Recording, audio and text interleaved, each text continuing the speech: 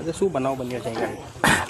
આજરોજ નાની મંગોઈ ખાતે અમારા ફળિયાની અંદર કુટુંબમાં અમારા એક દાદીમાનું મરણ થઈ ગયેલું, તો એના અંતિમ ક્રિયા માટે અમે ગ્રામજનો અહીં આવ્યા હતા સ્મશાન પર.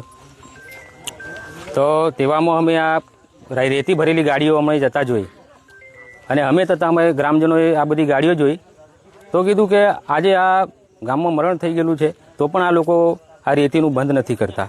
અને આ રેતી માટે સાહેબ અમે આજે નહીં, અગાઉ પણ ઘણા બધા પ્રયત્નો અમારા રહ્યા છે આ બંધ કરાવવા માટે, ઇનલીગલ બંધ રેતીના ખનન બંધ કરાવવા માટે. અહીંયા કોઈ ખબર નથી, અમે લીજ નથી, પણ આ રેતીની ગાડીઓ અમે જતા જોઈએ છીએ. અત્યારે લગભગ અમારા જાણમાં નથી કાયદેસર છે કે ગેરકાયદેસર લીજ છે, પણ આ ગાડીઓ જતા અમે જોઈએ છીએ.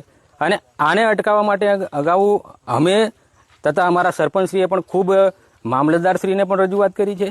ઘણા બધા જેના રેવન્યુ ડિપાર્ટમેન્ટ્સના ઓફિસર્સને પણ ઘણી બધી રજૂઆત કરી છે. અમારા દ્વારા પણ રજૂઆત કરવામાં આવી છે, મૌખિક વર્બલી રજૂઆત કરવામાં આવી છે, ફોટોસ પણ એના મોકલવામાં આવ્યા છે, પણ કોઈ પણ એક્શન અત્યાર સુધી આ બાબતે લેવામાં આવી નથી હમણાં 2-3 મહિનાની અંદર. આ ગાડીઓ તમે ઊભી રખાઈ દીધી બધી? આ ગાડીઓ અમે ગ્રામજનો આવ્યા અને સાહેબોને જાણ કરતા સાહેબોએ આ ગાડીઓની ચાવી લઈ લીધેલી છે.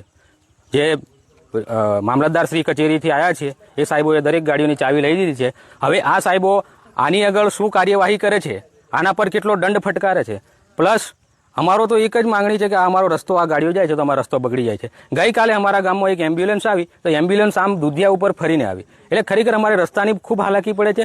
આ રેતીના કારણે આ રસ્તો તૂટી ગયો છે અને આ પ્રધાનમંત્રી રસ્તો છે દુધિયાને નાની મંગોઈને જોડતો. તો આ એક ઓવરલોડેડ ગાડીઓ બંધ કરવામાં આવે અને એની કંઈ શું છે એની કાયદેસરતા એ તપાસી અને આગળની કાર્યવાહી કરવામાં આવે અને કડકમાં કડક પગલાં લેવામાં આવે એવી અમારી જાગૃત ગ્રામજનો તરીકે મારી એક માંગણી છે. મારું નામ રાહુલ કુમાર બારિયા, સામાજિક કાર્યકર.